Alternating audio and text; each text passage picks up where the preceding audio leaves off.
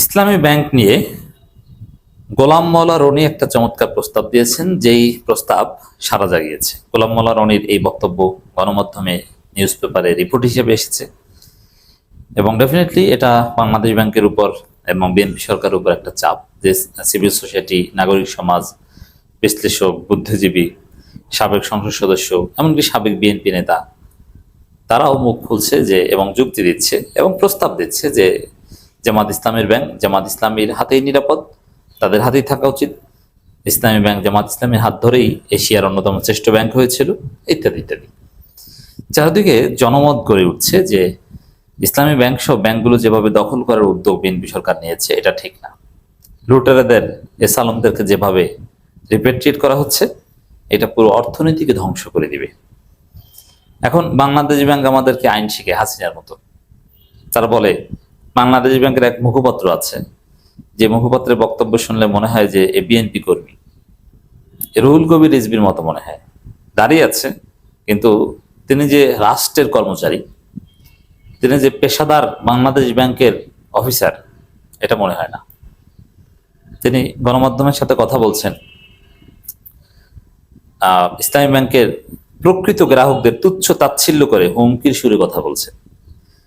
সরকারি কর্মকর্তাদের এই মাস্তানির পরিণতি যে কি হয়, এটা পুরো জাতি দেখেছে, সেখান থেকে শিক্ষা হয় নাই এবং কতটা নির্লজ্জ। বাংলাদেশ ব্যাংকের সেই মুখপাত্র আরিফ নাকি নিশ্চিত বিএনপির লেসপেন্সার, অথচ বাংলাদেশ ব্যাংক একটা রেগুলেটরি প্রতিষ্ঠান, তারা রাষ্ট্রের হয়ে কাজ করবে, তারা কোনো দলের লেসপেন্সারই করবে না।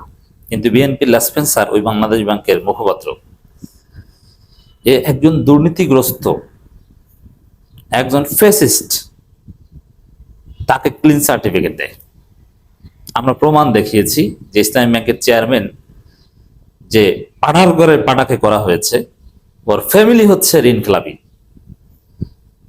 একজন রক্ষক, যিনি ব্যাংক দেখভাল করবেন, ব্যাংক রক্ষা করবেন ঋণখেলাপিদের হাত থেকে, সেই ব্যাংকের চেয়ারম্যান বানানো হয় একজন ঋণখেলাপির স্বামীকে। আপনি চিন্তা করেন, ওর পরিবার ঋণখেলাপি, ও কিভাবে ব্যাংক রক্ষা করবে?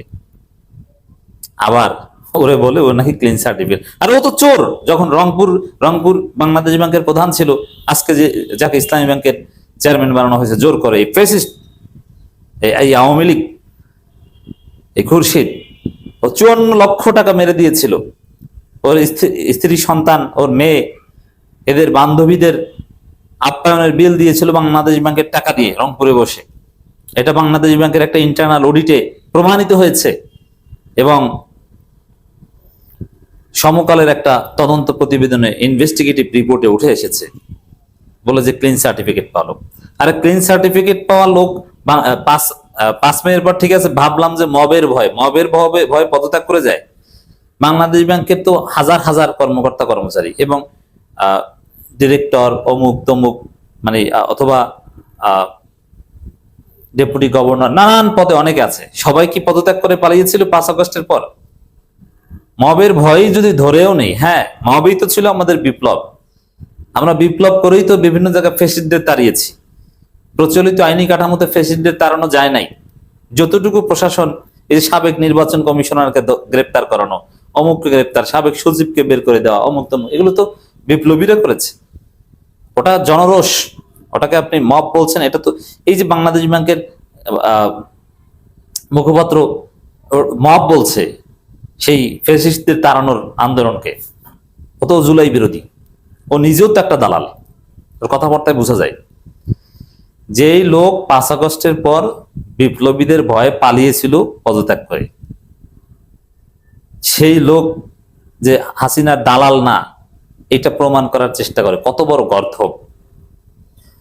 কত কর্মচারী কর্মকর্তা আছে, সবাই কি পালিয়েছে বিপ্লবীদের ভয়ে? না। এই আজকে যাকে বাংলাদেশ ব্যাংকের গভর্নর বানানো হয়েছে, এই দুর্নীতিগ্রস্ত, এই অসৎ ব্যক্তি, ও পালিয়েছিল। ওর স্ত্রীর ঋণখেলাপি, ওর সাথে আওয়ামী লীগের মন্ত্রীদের ধরম মরম সম্পর্ক ছিল, আব্দুর রাজ্জাকের সাথে, আবার সেই বাটপার মোহাম্মদ আলী আরাফাতের সাথে, আরো অনেকের সাথে একদম পারিবারিক মাখামাখি, খাওয়া খাওয়াই। এই কারণেই তো ও পদত্যাগ করে পালিয়েছিল। ওরে বানানো হয়েছে বাংলাদেশ ব্যাংকের ওরে বানানো হয়েছে ইসলামী ব্যাংকের চেয়ারম্যান। এটা জনগণ মানবে না।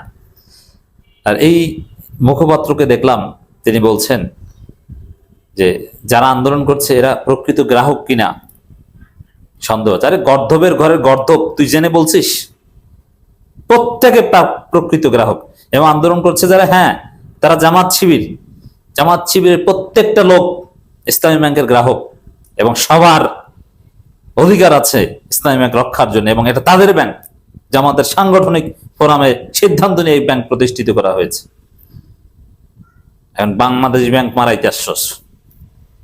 এইভাবে জোর করে ব্যাংক চালানো যায় না। এই ব্যাংক ধ্বংস করতে ওরা এই ব্যাংককে দেউলিয়ে ঘোষণা করে টাকাগুলো ওরা মেরে খাওয়ার একটা প্ল্যান করছে, কিন্তু এটা হতে দেবে না। দর্শক, জামাতের হাত জামাতের হাতেই থাকতে হবে, জামাতের ব্যাংক জামাতের হাতেই থাকতে হবে, তাদের হাতে নিরাপদ। এসব বাংলাদেশ ব্যাংকের ধুনুফুনু চলবে না। এটা বাংলাদেশ ব্যাংকের কথা না, ওটা এস আলমের কথা। বাংলাদেশ ব্যাংকের মুখপাত্রের যে বক্তব্য এতক্ষণ সমালোচনা করলাম, ওটা এস আলমের স্ক্রিপ্ট, সেটাও পড়ছে। এই মুখপাত্রকেও সরানো উচিত, এবং একদিন এই ধরনের দালাল মুখপাত্রদেরকে পালাতে হবে, যেরকম হাসিনা পালানোর পর অনেক সরকারি কর্মকর্তারা পালিয়েছিল। এই বিষয়ে এই দালালদের বিরুদ্ধে জনমত তৈরি হচ্ছে। অতএব এই দালালরা টিকতে পারবে না। গোলাম মোল্লা রনির বক্তব্য সেই জনমতের একটা অংশ। গোলাম মোল্লা রনি সাবেক বিএনপি নেতা, হ্যাঁ, তিনি বর্তমানে আওয়ামী লীগের পক্ষে ন্যারেটিভ নির্মাণ করছেন। তিনি সিভিল সোসাইটি, তিনি আওয়ামী লীগের পক্ষে বয়ান উৎপাদন করছেন, আওয়ামী লীগের নেতাকর্মীদের মনোবল চাঙ্গা করছেন। তবেও তিনি বলছেন যে তিনি কোনোদিন আর রাজনীতি করবেন না। তিনি অনেক এমনিতে শান্তিপ্রিয় লোক, শান্তপ্রিয় লোক, আর তার রক্তে আওয়ামী লীগ, এটা আমরা জানি। কিন্তু তিনি বাংলাদেশের একজন গুরুত্বপূর্ণ নাগরিক এবং সাবেক সংসদ সদস্য। দর্শক, তার এই বক্তব্য গুরুত্বপূর্ণ। তিনি বাংলাদেশের গুরুত্বপূর্ণ নানান পত্রিকায় কলাম লেখেন, এবং সিভিল সোসাইটির তিনি প্রতিনিধিত্ব করেন, এতে কোনো সন্দেহ। এখন সব টেলিভিশন চ্যানেলটা তাকে টকশোতে ডাকে, এই জন্য তার বক্তব্য গুরুত্বপূর্ণ। ইসলামী ব্যাংক পরিচালনার দায়িত্ব জামাতের হাতে থাকা উচিত। তাদের নেতৃত্বে ব্যাংকটি বিশ্ব সেরা হয়েছিল, অতএব জামাতের হাতেই থাকা উচিত। এটা চারদিক থেকে এই কথাই প্রতিধ্বনিত হচ্ছে। অতএব ওই রাস্তার আন্দোলনে নয়, বাংলাদেশ ব্যাংক চলবে ব্যাংকের নিয়ম অনুযায়ী, আইন অনুযায়ী, এইসব ধনুফনু কথা ওটা হাসিনা পালানোর আগে বলেছিল, এটা মনে রাখা দরকার। আওয়ামী লীগ ইসলামী ব্যাংককে হাত দিয়ে নিজেদের সর্বনাশ করেছে। এস আলম আওয়ামী লীগের হাতিয়ার হয়ে তার জীবনের সবচেয়ে বড় ভুলটি করেছে। শিক্ষা নেয় না বিএনপি, আবার সেই এস আলম এখন বিএনপির হাতিয়ার হচ্ছে। এস আলম এমনিতেই বড় ব্যবসায়ী ছিলেন এবং জামাতের সঙ্গে সম্পর্ক ভালো ছিল। সেক্ষেত্রে ব্যাংক দখলের হাতিয়ার হয়ে তার প্রার্থী। আওয়ামী লীগ যে ভুল করেছে, সেই একই ভুল যদি বিএনপি করে, তবে দেশে যে কত বড় সর্বনাশ ঘটবে তা আমরা কল্পনা করতে পারছি। পুরো ব্যাংক খাত ধ্বংস হয়ে যাবে। ইসলামী ব্যাংক নিয়ে কোনো চুদুর বুজুর জামাত সহ্য করবে না। অতএব কথা একটাই, জনমতের ভিত্তিতে ইসলামী ব্যাংক জামাতের হাতেই তুলে দিতে হবে, জামাতের হাতেই। এখানে কোনো পরিচয় গোপন করার কিছু নেই। জামাতের ব্যাংক জামাতের হাতেই থাকতে হবে, তাদের হাতেই নিরাপদ, তাদের হাতেই বিশ্ব সেরা হয়েছিল, আবারও বিশ্ব সেরা হবে।